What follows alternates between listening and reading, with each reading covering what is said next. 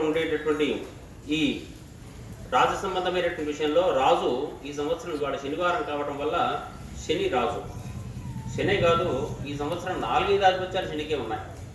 కాబట్టి ఈ సంవత్సరం అంతా కూడా కొంత మందకొడిగా ఉంటుంది అని చెప్పాలి. పనులన్నీ కూడా కొంచెం ఆలస్యంగా జరుగుతాయి. ఒకసారి అనుకోగానే ఒకసారి వెంటనే పూర్తి కావు, రెండోసారో మూడోసారో దానికి పనులు చేసుకోవాల్సిన అవసరం ఉంటుంది. ఎందుకంటే రాజు లాంటి వాడే శనిగా ఉంటున్న సందర్భంలో రాజు అంటే ఎవరు? ప్రపంచంలో వేరే రాజులు ఉంటారా? మన ఇంటికి మనమే రాజులం.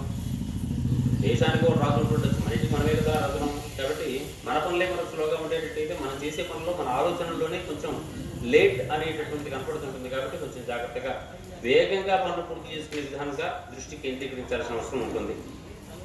రాజు శనిగా ఉంటున్నప్పుడు కొంచెం సస్యాలు మధ్యమంగా ఫలిస్తూ ఉంటాయని, అదేవిధంగా తక్కువ కాలంలో పండే పంటలు కొన్ని పండుతూ ఉంటుంటాయని, విచిత్రంగా వర్షాలు పడుతూ ఉంటాయని. ఈ మాటకు అర్థం ఏమిటంటే మనిషి ఎప్పుడైతే కావాలని కోరుకుంటుంటాడో, ఎక్స్పెక్ట్ చేస్తూ ఉంటుంటాడో అప్పుడు వర్షం అనిపించదు, ఆ తర్వాత వర్షం పడుతూ ఉంటుంది. మనకు అవసరం లేదు ఇంక పడతలే అనుకుంటున్నప్పుడు సడన్గా బాగా పడిపోతూ ఉంటుంది. దీనివల్ల కొన్ని చోట్ల కరువు కాటకాలు వచ్చే అవకాశం, కొన్ని చోట్ల వరదలు పెరిగే అవకాశం. కాబట్టి ఈ విచిత్ర వర్షం అని చెప్పేసి చెప్తూ ఉంటుంటారు. కొంత దొంగల బాధ, రోగ భయం, రాజభోగాలు కూడా ఈ శని వల్ల ఉంటుంటాయని చెప్పడం జరిగింది. ఇక మంత్రి రాజు పరిపూర్ణంగా శత్రుస్థానంలో ఉండేటటువంటి రవి కావడం వల్ల ఇక్కడ ప్రభుత్వ సంబంధమైనటువంటి అధికారులకు నాయకులకు మధ్యలో కొంత అనౌచిత్యాలుగా ఉండేటువంటి అవకాశం. వీళ్ళు ఒకటి చెప్తా అంటే వాడు ఒకటి కాదంటాం, ఈ మధ్యలో యుద్ధాలు జరిగే అవకాశం ఉంటుంది. మంత్రి రవి కావడం వల్ల రాజులకు కూడా పరస్పర వేద్యం ఉంటుంది, అనావృష్టి కలుగుతుంది, యుద్ధం కలుగుతూ ఉంటాయి. ప్రజల లోపల కొంత అధర్మ వృత్తి పెరిగే అవకాశం ఉంటుంది సూచన చేయడం జరుగుతుంది.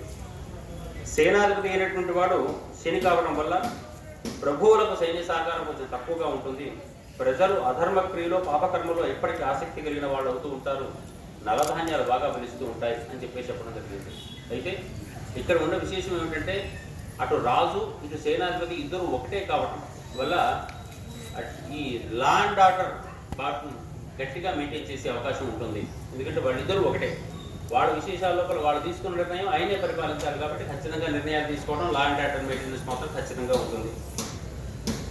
సస్యాధిపతి బుధుడు కావడం వల్ల మధ్యమ వృష్టి కలుగుతుంది, స్వల్ప సస్యం ఉంటుంది, వాయుపీడితమైన మేఘాలు ఉంటాయి అని చెప్పి చెప్పడం జరిగింది. వాయుపీడిత మేఘాలు ఉండేటట్టయితే వర్షం వచ్చినట్టుగానే వచ్చింది, వెళ్ళిపోతూ ఉంటుంది. ఇక ఈ సంవత్సరం చాలా శుభసూచకం ఏంటంటే ధాన్యాధిపతి చంద్రుడు కావడం. చంద్రుడికి సంబంధించినటువంటి ధాన్యం ముఖ్యంగా వరి, కాబట్టి వరి పంట బాగా పండేటువంటి సూచనలు కనపడుతున్నాయి. దాంతోపాటు పాలు, పెరుగు మొదలైనటువంటివి పశు సంపదకు సంబంధించినటువంటివి కూడా చంద్రుడికి సంబంధించి చూస్తుంటాం, అది బాగా పండే అవకాశం. వస్త్ర పరిశ్రమ బాగా పెరిగేటువంటి అవకాశం, ఇవన్నీ కూడా బాగా కనపడుతున్నాయి. ప్రజలు కూడా ఆరోగ్యవంతులుగా ఉంటారు, పశువులు పుష్కలంగా పాలనిస్తాయి, ధరలు కూడా అందుబాటులో ఉంటుంటాయి, వర్షాలు బాగా కురుస్తూ ఉంటాయి. అర్ఘాధిపతి, ధరలకు అధిపతి అయినటువంటి వాడు కూడా శని కావడం వల్ల కొంచెం నలుపు ధాన్యాలు బాగా పండే అవకాశం, వాటికి ధరలు కొంచెం తగ్గిపోయే అవకాశం కనపడుతూ ఉంటుంది. నల్లని భూముల్లో కూడా పంటలు బాగా పండే అవకాశం ఉంటుంది, నల్లరేగడి నీళ్లు ఇవన్నీ కూడా. ఈ సంవత్సరం మేఘాధిపతి కూడా శని, దానివల్ల పంటలు సామాన్యంగా ఉంటాయి, ధరలు తగ్గుతూ ఉంటాయి, ఖండ వృష్టి కురుస్తుంది, నలుపు ధాన్యాల పంటలు బాగా పండే అవకాశం ఉంటుంది. ఈ సంవత్సరం రసాధిపతి అయినటువంటి వాడు రసద్రవ్యాలు, పండ్లు మొదలైనటువంటివి, దాంతోపాటు చింతపండు, నిమ్మకాయలు మొదలైనవన్నీ కూడా పులుపు వస్తువులకు సంబంధించినటువంటి ధరలు బాగా పెరిగే, చక్కగా అవన్నీ బాగా పండే అవకాశం ఉంటుంది. క్షార వస్తువులు, కందమూల ఫలాలు, రసాలకు మంచి వృద్ధి కలుగుతూ ఉంటుంది. కాబట్టి ఆ పంటలు వేసుకునేటువంటి వాళ్ళకి చాలా అనుకూలత ఈ సంవత్సరం అంతా కూడా కనపడుతుంది. ఇక నీరసాధిపతి అని మరొకరు ఉంటారు, చివరి అధిపతి. ఈ చివరి అధిపతి ఏం చేస్తూ ఉంటుంటాడంటే మణులు, రత్నాలు, బంగారము, వెండి ఇటువంటివన్నీ కూడా ఉంటుంటాయి కదా, వీటికి నీరసాలని పేరు. వీటికి మాత్రం ధరలు బాగా చక్కగా తగ్గిపోతూ ఉంటుంటాయి. ఈ సంవత్సరం మణులు, వైడూర్యాలు అవన్నీ కూడా బాగా పండుతాయి అంటున్నారు, అంటే ఎక్కువగా దొరుకుతాయి. ఎక్కువగా దొరికిన సందర్భంలో ధరలు బాగా తగ్గే అవకాశం ఉంటుంది. కాబట్టి అధికంగా ఈ సంవత్సరం కొనుగోలు చేసే అవకాశం మనకు కనపడుతూ ఉంటుంది. ఈ విధంగా 9 మంది నాయకులు ప్రభావాన్ని చూపిస్తున్న తర్వాత ఈ సంవత్సరం పశుపాలకుడు అయినటువంటి వాడు, పశువులకు దొడ్డి పెట్టేవాడు, పశువులను వదిలించేవాడు, ఈ ముగ్గురు కూడా బలరాముడే కావా. మామూలుగా కృష్ణుడు, యముడు కూడా ఉంటుంటారు. యముడు వస్తే పాడైపోతాయి, కృష్ణుడు వచ్చినా బలరాముడు వచ్చినా కానీ చాలా శ్రేష్టం. దాంట్లో ముగ్గురిట్లో ముగ్గురు కూడా ఉండొచ్చు. కానీ ఈ సంవత్సరం 3 ఆధిపత్యాలు కూడా బలరాముడికి రావడం వల్ల చక్కని పంటలు, చక్కని పాడి బాగా పెరిగే అవకాశం ఉంటుంది. కాబట్టి డైరీ ఇండస్ట్రీ చాలా మంచిగా అభివృద్ధి పొందే అవకాశం ఉంటుంది, కనపడుతుంది. వర్షాలు, వానలు బాగా పండే అవకాశం ఉంటుంది. అనేక రకాలుగా సంతోషమైనటువంటి వాతావరణం ఆ పశు సంపద విషయంలో మనకు కనపడుతూ ఉంటుంది. వర్షం పడేటటువంటిది ఒక కొంచెమే, ఆ ఒక కొంచెం 9 భాగాలు సముద్రంలోనే పడిపోతుంది. తర్వాత 5 భాగాలు పర్వతాల మీద, 7 భాగాలు భూమి మీద పడుతుంది. పర్వతాల మీద పడ్డటువంటిది కూడా మనకి మళ్ళీ ఏదో రూపంలో నదుల రూపంలోనూ జాల రూపంలోనూ మనకే వస్తుంది. అది ఒకటి. రెండోది 7 భాగాలు మీది వస్తున్నాయి కాబట్టి 9 భాగాలు సముద్రంలో పడ్డ 12 భాగాలు దాదాపుగా మనకే ఉంటాయి కాబట్టి చక్కని వర్షాలు పడతాయని అనుకోవాలి. తర్వాత సర్వసస్య సముదాయమైనటువంటి 16 వీసాల పంటగా లెక్కిస్తూ ఉంటారు పంచాంగవేత్తలు. దాంట్లో 7 వీసాల పంట మనకు పండుతూ ఉంటుంది. దాంట్లో ఆనందం ఉంది. ఈ విధంగా ఈ సంవత్సరం ఉండేటువంటి నవనాయకులు ఉపనాయకుల విషయం గమనించిన తర్వాత కేంద్ర రాష్ట్ర సంబంధమైనటువంటి అంశాలను గమనించేటువంటి వర్షలగ్ని జగల్లగ్న ఫలితాలని చెప్పేసి ఉంటాయి. దాంట్లో ముఖ్యంగా రాష్ట్ర ప్రభుత్వాన్ని పరిశీలించేటట్టయితే వర్షలగ్న ఫలితాలు రీత్యా దాదాపుగా దేశానికి రాష్ట్రానికి ఒకే రకంగా ఉన్నాయి ఈ సంవత్సరం అంతా కూడా. దాంట్లో రాజులైనటువంటి వాళ్ళు ఎక్కడైనా అక్కడైనా సమర్థవంతంగా నిర్ణయాలు తీసుకుంటారు. వాళ్ళలో ఒక ఏకాభిప్రాయం ఉంటుంది. వాళ్ళంతల వాళ్ళే ఒక నిర్దేశకమైన సూత్రాలను అమలు చేసుకుంటూ ఉంటారు. ఇతర నాయకుల సహకారం బాగా దొరుకుతుంది. వారికి పనులు చాలా వేగంగా చేస్తూ ఉంటారు. సమర్థవంతమైనటువంటి రాజకీయ నాయకత్వం చాలా చక్కగా మనకు అన్ని ప్రదేశాల్లో మనకు కనపడుతూ ఉంటుంది. ఈ 2 ప్రాంతాల్లోనూ కూడా అక్కడక్కడ కొన్ని కరువు కారకాలు, కొన్ని వరదలు, ఇబ్బందులు తప్పకపోవచ్చు. అయినప్పటికీ కూడా పాడి పంటలు బాగా అభివృద్ధిలోకి వస్తుంటాయి. ప్రజల సామాన్య ఆరోగ్య స్థితులు బాగానే ఉంటుంటాయి. ఆర్థిక స్థితి విషయంలో మాత్రం కొంచెం ఇబ్బంది పడే అవకాశం ఉంటుంది. ఎందుకంటే ఆర్థిక స్థితిలో మొదటి నుంచి మనకు ఉన్నటువంటి ఇబ్బంది ఏది, ప్రయోగాలు చేయడం, మన పథకాలు ఏర్పరచడం ఒకవైపు, ఏర్పరిచిన తర్వాత చేరవలసిన వాడికి చేరడం విషయం లోపల మధ్యలో వచ్చేటువంటి ఇబ్బందులు ఉంటుంటాయి కదా.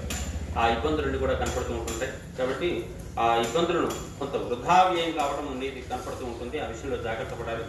కుటుంబ వ్యవహారాలు అందరికీ కూడా సామాన్యంగా ఉంటాయి. బ్యాంకింగ్ రంగం లోపల కూడా కొంత ఇబ్బంది ఏర్పడుతూ ఉంటుంది. అయితే బ్యాంకు రంగం లోపల ఉన్నవాళ్ళు ఆ ఇబ్బంది పడతారు. ఖాతాదారులకు మాత్రం సేవలు బాగా అందిస్తూ ఉంటారు. కాబట్టి చూసుకోవాల్సిన అవసరం బాగా కనపడుతుంది. అన్నిటికన్నా కొంచెం ఇబ్బందికరమైనటువంటి రంగం ఏంటంటే ఈ రవాణా రంగం. రవాణా రంగం లోపల ఆకస్మిక దుర్ఘటనలకు వీటికి అవకాశం, జాతీయ రహదారుల మీద కొంచెం రక్తాలు పారే అవకాశాలు కనబడుతున్నాయి. కాబట్టి ప్రార్థనలు చేస్తూ ప్రయాణాలు చేయడం అలవాటు చేసుకోండి. పక్కవారే స్వామివారు ఉన్నారు, ఆపదామహర్తారం దాతారం సర్వసంపదాం అనుకుంటూ ఎప్పటికీ కూడా స్వామివారిని తలుచుకుంటూనే హనుమానంజనాసు మహో చెప్పుకుంటూ పోతే యాత్రాకాలే విశేషత అని కూడా చెప్తూ ఉంటుంటారు. కాబట్టి ఆ ద్వాదశ నామాలను స్తుతి చేస్తూనే ప్రయాణం చేయడం అనేటటువంటిది పిల్లలు పెద్దలు అందరూ అలవాటు చేసుకోవడం మంచిది చెప్పి సూచన చేయడం జరుగుతుంది. అదేవిధంగా విద్య, వ్యవసాయం, రియల్ ఎస్టేట్ మొదలైన వాటి లోపల వ్యతిరేక పరిణామాలు ఇంతకుముందు కొంత ఉండేవి, బాగా తగ్గిపోతూ ఉంటాయి. వాటి యొక్క అభివృద్ధి బాగా పెరుగుతూ ఉంటుంది. అదేవిధంగా వ్యవసాయ రంగం లోపల ప్రకృతి బాధలు కొంతవరకు తగ్గుతూ ఉండే అవకాశం ఉంటుంది. కొంతవరకు పంటలు కూడా తగ్గుతూ ఉంటాయి. అయితే రైతులకు గిట్టుబాటు ధర మాత్రం ఆశించినంతగా అంతే అవకాశం లేదు. కొంత జాగ్రత్త పడాలి ఇక్కడ కూడా. విద్యారంగం లోపల ప్రభుత్వ ప్రోత్సాహం కొంచెం తగ్గే అవకాశం ఉంటుంది. వాటి మీద పెట్టేటటువంటి ఇన్వెస్ట్మెంట్స్ కేంద్ర ప్రభుత్వంలో కూడా రాష్ట్ర ప్రభుత్వం రెండింటిలో కూడా తగ్గిపోతుంది. ఆ విషయం కొంచెం జాగ్రత్త పడాలి. దాంతోపాటు శిశు సంక్షేమం, సంగీతం, సాహిత్యం, కళ ఇటువంటి రంగాలు ఉన్నాయి. మనం కూడా ఇటువంటి సంస్థల వాళ్ళమే ఇక్కడ. అటువంటి కళారంగాలకు సంబంధించిన విషయంలో ఇక్కడ పక్కన సురభి వాళ్ళు వీళ్ళందరూ అన్ని రంగాల వాళ్ళు చాలా గొప్పవాళ్ళు. అయినప్పటికీ కూడా ప్రభుత్వ ప్రోత్సాహాలు మాత్రం సరిగ్గా వీళ్ళకి దొరికే అవకాశం తక్కువగా ఉంటుంది. ఈ సంవత్సరం ఇది ప్రత్యేకంగా చెప్పడం జరుగుతుంది. అదేవిధంగా ప్రభుత్వ సంస్థలు కాకుండా ప్రభుత్వేతర సంస్థలు మాత్రం వీటికి బాగా ప్రోత్సాహం దొరుకుతాయి. కాబట్టి వాటి నుంచి కొంచెం మనకు అనుకూలత ఉంటుంది. ఇక అంటువ్యాధులు బాగా ప్రబలే అవకాశం ఉంటుంది. ఈ సంవత్సరం కొంచెం ఆరోగ్య విషయాలు అందరూ కూడా జాగ్రత్తలు స్వీకరిస్తూ ఉండాల్సిన అవసరం ఉంది. ఎవరికి అంటువ్యాధులు వస్తాయి అని చెప్పేసి ఆలోచన చేస్తే మన బలహీనత ఉన్నవాడికే అంటువ్యాధి వస్తుంది. మనం బలంగా ఉంటే అంటువ్యాధి ఏది రాదు. పక్క నుంచి దేశం నుంచి వచ్చిన అంటువ్యాధులైనా, మన దగ్గర నుంచి అంటువ్యాధి అయినా, ఏ రకమైనటువంటి వ్యాధి అయినప్పుడు కూడా మన బలహీనత ఉంటేనే మన నెత్తి మీద కూడా చేయబెడతాడు. ఒక రోగం ఉంటుందంటే మన నెత్తి మీద వచ్చిందంటేనే మనలో స్వయంగా రెసిస్టెన్స్ తగ్గిందని అర్థం. కాబట్టి మన బలహీనతలు రాకుండా మనం భగవంతుని నమ్ముకున్న వాళ్ళం కాబట్టి ఆ భగవంతుని నిరంతర నమస్మరణ వల్ల ఆ బలాన్ని పెంచుకుంటూ ఉండేటువంటి ఏ అంటువ్యాధులు మన దగ్గర రాకుండా కాపాడబడతాయి. అదేవిధంగా పోటీకి తగినంత అభివృద్ధి కనిపించకపోవచ్చు. శ్రామిక వ్యవస్థల కోసం, భద్రతా దళాల కోసం కొంచెం అక్కడైతే రక్షణ వ్యయం కోసం కొంచెం ఎక్కువ ఖర్చు పెట్టడం వల్ల సామాన్య మామూలుగా మనమందరి మీద ఈ ఖర్చు ప్రభావం విపరీతంగా పడే అవకాశం ఉంటుంది. ఎందుకంటే రక్షణ వ్యయం అనేది ఎక్కడి నుంచి పెడతారు, మన దగ్గర నుంచే కదా ధనం పెట్టేది. అందుకని సాధారణ వినియోగదారుల నుంచే కొంచెం ఖర్చులు ఎక్కువ కాబట్టి మన వ్యయం కొంత ఎక్కువగా పోయే అవకాశం వాటి వైపు వెళ్ళిపోతూ ఉంటుంది. కొంచెం జాగ్రత్త పడాలి. మనం చేయగలిగింది ఏం లేకపోయినప్పటికీ కూడా మనం ఇంకా ఎక్కువగా సంపాదించే ప్రయత్నంలో పడిపోవాలి. చాలా అనుకూలమైనటువంటి విశేషం ఏంటంటే రాష్ట్ర ప్రభుత్వానికి కేంద్రం అండ ఉంటుంది, కేంద్ర ప్రభుత్వానికి దేశాల అండ బాగా ఉంటుంది. అంతర్జాతీయ స్థాయి లోపల మనకు అంత గొప్ప విజయాలు ఉంటాయి. శత్రు దేశాలను ఎదుర్కోవడంలో కానీ, శత్రు దేశాలను ఎదుర్కొనే సందర్భం లోపల, అంతర్జాతీయ ఉగ్రవాదాలను ఇతర విషయాలు ఎదుర్కొనే సందర్భం లోపల భారతదేశానికి దొరికినంత మద్దతు ఈ సంవత్సరం ఎక్కడ దొరకదు. అంతేకాదు మన రాష్ట్ర ప్రభుత్వానికి కూడా కేంద్ర ప్రభుత్వం అంటే విపరీతంగా దొరుకుతూ ఉంటుంది. కాబట్టి అన్ని వైపులా మనకు అనుకూలత ఉండేటువంటి సమయం. సోషల్ రిలేషన్స్ అని చెప్పేసి అంటాను దీన్ని. ఇది కేవలం దేశానికి సంబంధించిన విషయమే కాదు, లోక సంబంధమైనటువంటి అంశాల్లో కూడా అందరికీ కూడా చక్కని అనుబంధ బాంధవ్యాలు, స్నేహానుబంధాలు, ప్రేమానుబంధాలు బాగా పెరిగేటువంటి అవకాశం కనపడుతూ ఉంటుంది. ఇది ఈ సంవత్సరం ఉండేటటువంటి ఒక గొప్ప అంశం అన్నమాట. అదేవిధంగా దీంట్లో కొంచెం చిన్న చిన్న విశేషాల్లో ఆదర్శ వివాహ వ్యవస్థలు బాగా పెరిగే అవకాశం ఉన్నప్పుడు కూడా అక్కడక్కడ ఈ విడాకుల వ్యవస్థ మీద కూడా ఎక్కువగా మక్కువ పెరిగి చాలామంది విడాకుల మీద కూడా దృష్టి పెట్టే అవకాశం కనపడుతూ ఉంటుంది. ఆ విషయంలో కొంచెం అందరూ కూడా ముందు జాగ్రత్తలు తీసుకోవాల్సిన అవసరం ఉంది. ఎవరో ఒకరిద్దరి వల్ల ప్రభుత్వ రహస్యాలు బట్టబయలయ్యే అవకాశం ఉంటుంది. కాబట్టి ప్రభుత్వ రహస్యాలు బయటపడకుండా కొంత అధికారులు లాంటి వాళ్ళు జాగ్రత్తగా ఉండాలి. దానివల్ల ప్రభుత్వం అప్రతిష్ట పాలయ్యే అవకాశం ఉంటుంది. విచిత్రమైన అంటువ్యాధులు వచ్చేటువంటి అవకాశం ఉంటుంది. న్యాయ వ్యవస్థ తన గౌరవాన్ని నిలబెట్టుకోవడం లోపల కొంచెం గట్టిగా కష్టపడాల్సి వస్తుంది. అయినప్పటికీ కూడా అంతర్జాతీయ ప్రముఖమైనటువంటి కొన్ని కొత్త న్యాయ సంబంధమైనటువంటి నిర్ణయాలు ఈ సంవత్సరం తీసుకుంటారు. కాబట్టి న్యాయ వ్యవస్థ లోపల ఒక ఉన్నతి కనపడుతూ ఉంటుంది మనకు. అదేవిధంగా అన్నిటికన్నా చాలా విశేషం ఏమిటంటే మత ధార్మిక సంబంధమైన అంశాలు బాగా కాపాడడం లోపల మఠాధిపతులు, పీఠాధిపతుల యొక్క పాత్ర మాత్రం చాలా గొప్పగా ఉంటుంది దేశవ్యాప్తంగా, రాష్ట్ర వ్యాప్తంగా. కాబట్టి ఈ ధర్మాన్ని కాపాడేటటువంటి సంస్థలన్నీ కూడా ఈ సంవత్సరం బాగా వృద్ధిలోకి వచ్చేటువంటి ప్రయత్నం జరుగుతూ ఉంటే బాగుంటుంది. అదేవిధంగా వైజ్ఞానిక పరిశోధన లోపల మన వాళ్ళందరూ కూడా అంతర్జాతీయ స్థాయికి సంబంధించినటువంటి కీర్తి ప్రతిష్టలు సాధించే ప్రయత్నం చేస్తూ ఉంటుంటారు. ప్రభుత్వ రంగ సంస్థల విషయం లోపల మాత్రం సాధారణంగా పనిచేస్తూ ఉంటుంది. ప్రభుత్వ రంగ సంస్థలు అంటే ఈ బ్యాంకింగ్లు, ఎల్ఐసీలు ఇవన్నీ కూడా ప్రభుత్వ రంగ సంస్థలుగా చెప్పబడుతూ ఉంటుంటాయి. వాటి పనితీరు విషయం లోపల కొంచెం సహకార భావం బాగా పెరిగే అవకాశం ఉంటుంది. గ్రామీణ వ్యవసాయ రంగాల్లో కూడా ప్రభుత్వం ప్రోత్సాహంతో దిగుబడులు, ఉత్పత్తులు బాగా పెరిగి ఉత్సాహాన్ని ఇస్తాయి. చట్టవిరుద్ధమైన పనులు కొన్ని సమర్థంగా అడ్డుకోవడం లోపల ప్రభుత్వం సఫలమవుతూ ఉంటుంది. కొన్ని ఖాయిలా పడ్డటువంటి పరిశ్రమలు ఏవైతే ఉన్నాయో మళ్ళీ తెరచుకునే అవకాశం మనకు కనపడుతూ ఉంటుంది ఈ సంవత్సరం అంతా కూడా. అదేవిధంగా రాష్ట్ర ప్రభుత్వం, దేశ ప్రభుత్వం విషయం లోపల కొంచెం తేడా ఏంటంటే రాష్ట్ర ప్రభుత్వానికి సంబంధించిన విషయంలో రావలసినటువంటి ఆదాయాన్ని సమకూర్చుకోవడం లోపల కొంచెం రాష్ట్రం బలహీనపడుతూ ఉంటుంది. అదే దేశానికి సంబంధించిన విషయంలో మాత్రం వాళ్ళు చక్కగా అన్ని రకాల ఆదాయ మార్గాలు తెచ్చుకుంటూ ఉంటుంటారు. ఇది ఒక్కటి తేడా కనపడుతూ ఉంటుంది బాగా. చట్టపరమైన వ్యవహారాలు మరి వీరి మీద ఎవరైతే డబ్బులు ఇవ్వాల్సిన వాడు సరిగ్గా ఇవ్వకపోయేటట్టయితే వారి మీద చట్టపరమైన వ్యవహారాలు స్వీకరించవలసిన వాడు ఇంతకుముందు సరిగ్గా ఉండకపోయేదేమో. కానీ ఈ సంవత్సరం వాళ్ళందరూ చట్టపరమైనటువంటి ప్రభుత్వం వాళ్ళ మీద గట్టిగానే నిర్ణయాలు తీసుకొని వాటిని అడగదొక్కే ప్రయత్నం చేస్తూ ఉంటుంది. రాజకీయ ఆందోళనకారులు, అంతర్గత శత్రువులు, విప్లవకారులు, నేరస్తులు కొంతమంది ప్రభుత్వాన్ని ఇబ్బంది పెట్టడానికి ప్రయత్నం చేసినప్పటికీ కూడా అక్కడ కేంద్ర ప్రభుత్వమైనా, ఇక్కడ రాష్ట్ర ప్రభుత్వమైనా, అక్కడ ఉగ్రవాదాలను అణచవలసి వచ్చిన వాళ్ళందరూ ఈ రెండు వైపులా కూడా ప్రభుత్వాలు సక్రమంగా సరిగ్గా పనిచేసేసి వాళ్ళు నోరెత్తకుండా చేస్తాయని చెప్పేసి ప్రత్యేకంగా మనకు కనపడుతూ ఉంటుంది. ఇది దాదాపుగా ఉండేటటువంటి ఈ సంవత్సరం మొత్తం దేశ, రాష్ట్ర సంబంధమైనటువంటి అంశాలలో మనకు కనిపించేటటువంటి ఈ ఫలితాంశాలు. ఈ సంవత్సరం మనకు చంద్రగ్రహణం ఆషాఢ పౌర్ణమి, గురు పౌర్ణమి నాడు ఉంది. ఆ రోజు అర్ధరాత్రి 16 జూలై 2019 నాడు ఆ రోజు గురు పౌర్ణమి నాడు రాత్రి చంద్రగ్రహణం, కేతుగ్రస్తమైన చంద్రగ్రహణం. ఇది ధనుస్సు, మకర రాశిలో ఉత్తరాషాఢ నక్షత్రంలో పడుతూ ఉంటుంది. అదేవిధంగా సూర్యగ్రహణం మార్గశిర బహుళ అమావాస్య నాడు 26 డిసెంబర్ నాడు ఇది ఏర్పడుతుంది. ఇది కూడా ధనుస్సు రాశిలో మూలా నక్షత్రంలోనే పడుతుంది. కాబట్టి ధనుస్సు రాశిలో ఒకటి మూలా నక్షత్రంలోనూ, ఒకటి ఉత్తరాషాఢ 1వ పాదం 2వ పాదం వాటిలో పడటం వల్ల ఈ రెండు రాశుల వారి విషయంలోనూ కూడా ఈ సంవత్సరం కొంచెం జాగ్రత్తగా ఉండాల్సిన అవసరం ఉంది. ఈ సంవత్సరం మూఢాలు మనకు ఆషాఢ శుక్ల అష్టమి జూలై 9 నుంచి భాద్రపద శుక్ల ద్వాదశి మంగళవారం సెప్టెంబర్ 19 వరకు కూడా ఉన్నాయి. ఇది శుక్రమూఢ్యం ఉంటుంది. కాబట్టి ఈ సంవత్సరం శ్రావణ మాసంలో చేసుకునే శుభకార్యాలు ఎవరు చేసుకోవడానికి అవకాశం లేదు. కాబట్టి ఆ సమయాన్ని వదిలిపెట్టేసేయండి. ప్రస్తుతం ఈ జూన్ మాసం, జ్యేష్ఠ మాసం వరకు, తర్వాత మళ్ళీ ఆశ్వీజం, కార్తీకాలు చేసుకునే అవకాశం ఉంటుంది. మళ్ళీ మార్గశిరంలో కూడా చివరిలో కొంత ఇబ్బంది ఉంది.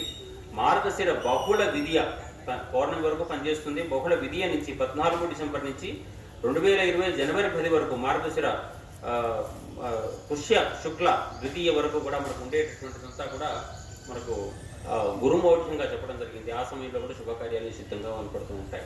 కాబట్టి ఇదంతా కూడా మనం గమనించేటట్టయితే ఈ సంవత్సరం మనకు పుష్కరిణి నది పుష్కరాలు ఉంటాయి. దీన్ని బ్రహ్మపుత్ర నది పుష్కరాలను కూడా అంటూ ఉంటారు. ఇవి 5 నవంబర్ నుంచి మొదలవుతున్నాయి. వాటిలో స్నానాలు చేసుకుని వాళ్ళు చేసుకొని రావచ్చు. ఆధ్యాత్మిక దృష్టిని బాగా పెంచుకుంటూ ప్రజలు నాయకులు కాస్త చేయవలసినటువంటి విధి విధానాలుగా దాన ధర్మాదులన్నీ కూడా చేస్తూ కనుక పోయేటట్టయితే, విశేషంగా వికారినామ సంవత్సరం శివుడికి సంబంధించింది కాబట్టి శివ ఉపాసన బాగా చేసుకుంటూ ఉండేటట్టయితే తప్పనిసరిగా ఈ సంవత్సరం అంతా కూడా అందరికీ మేలు కలుగుతుందని చెప్పేసి సూచన చేయడం జరుగుతుంది.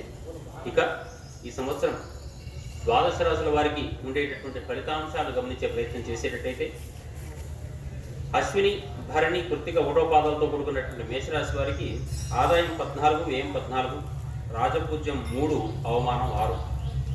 కాబట్టి రాజపూజ్యం కన్నా అవమానం ఎక్కువగా ఉన్నటువంటి వాడు ఎదుటి వ్యక్తిలో దైవాన్ని చూడటం అనేది అలవాటు చేసుకోవడం మంచిది. ఆదాయ వ్యయాలు సమానంగా ఉన్నటువంటి వాడు ఎట్లా సమానమే కాబట్టి దాన్ని దాచుకోవాల్సిన ప్రయత్నం లేదు. ఎక్కడో దగ్గర ఖర్చు పెట్టడం మంచిది. అటువంటిది ఇటువంటి మంచి మంచి పనుల కోసం ఖర్చు పెడితే ఇంకా మంచిది. ఆ విషయం దృష్టిలో పెట్టుకుంటూ ఉండాలి. గురువు ఈ సంవత్సరం ప్రారంభంలో కూడా వీరికి అనుకూలంగా లేడు. నవంబర్ 5 వరకు కూడా అష్టమ స్థాన సంచారమైనటువంటి గురువు వల్ల కాస్త అవమానాలకు, అనుకున్న పనులు పూర్తి కాకపోవడానికి, గౌరవ భంగాలకు అవకాశం ఉంటుంది. కాబట్టి కొంచెం జాగ్రత్త పడాలి. రెండవ భాగమైనటువంటి నవంబర్ 5 తర్వాత మాత్రం వీరికి అనుకూలంగా కనబడుతూ ఉంటుంది. అనుకున్న పనులన్నీ కూడా పరిపూర్ణంగా నెరవేర్చుకునే అవకాశం ఉంటుంది. ఆ తర్వాత కీర్తి ప్రతిష్టలు బాగా పెరుగుతాయి. ఉన్నతమైనటువంటి చదువులు అవన్నీ కూడా నవంబర్ తర్వాత ప్లాన్ చేసుకోవడం మంచిది, ఈ లోపల ప్లాన్ చేసుకోవడం కన్నా కూడా. అదేవిధంగా శని ఈ సంవత్సరం అంతా నవమంలో సంచరిస్తూ ఉండడం వల్ల అసంతృప్తి ఉంటుంది. ఈ అసంతృప్తి తగ్గడానికి ఒకే ఒక మార్గం ఉంది, ఆధ్యాత్మిక సాధన మాత్రమే. ఇంతకన్నా వేరే మార్గమే లేదు. ఎందుకంటే అనుకున్న పనులు అనుకున్నట్టుగా ఇవి ముద్రకి జరగనప్పుడే అసంతృప్తి అనేది ఏర్పడుతూ ఉంటుంది. కాబట్టి శనిపరమైనటువంటి అసంతృప్తి ఏర్పడుతున్న ఈ సందర్భంలో కూడా దైవధ్యానం మాత్రమే ఒకటే మనకు ఉండేటటువంటి మార్గం అవుతూ ఉంటుంది.